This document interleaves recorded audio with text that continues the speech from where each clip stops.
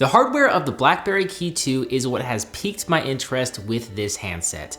First of all, you have a physical keyboard on the front with keys that are 20% larger than on the Key1.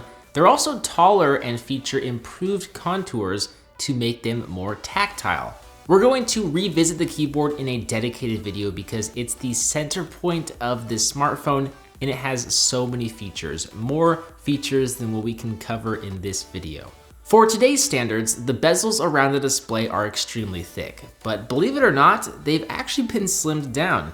The capacitive touch navigation buttons flank the display and keyboard, and they're in the appropriate order: back, home, and overview. They aren't part of the display, so they cannot be rearranged, which would have been nice to see as it would add some screen real estate. Maybe TCL can do that with the Key3.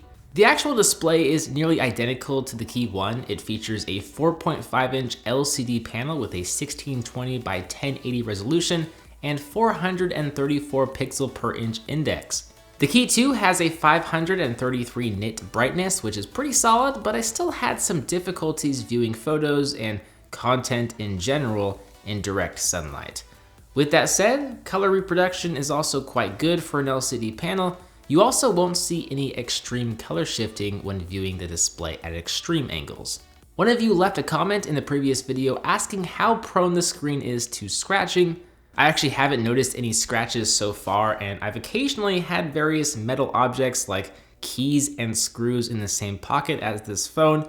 It does use Gorilla Glass 3, so it should protect against these sort of items, but it's not quite up to par as some of the flagships which offer Gorilla Glass 4 and above. I have the black Key2, as you can see here. The aluminum frame is painted black to match the keyboard and display bezels.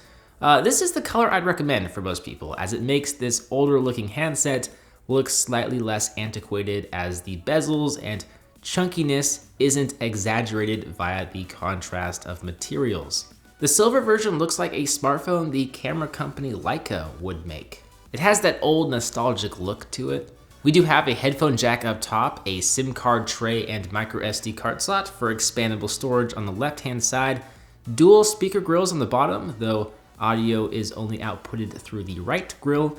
A USB-C port is in the middle.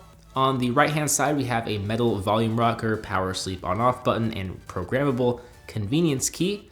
The power button has some texture to it to help you differentiate it from the others, and this has proved to be extremely useful in my testing. All the buttons are metal, which is also nice. The back has a rubber texture to it that feels really good in the hands. I feel like I can be somewhat rough to this handset without the fear of scratching it to hell or significantly damaging it.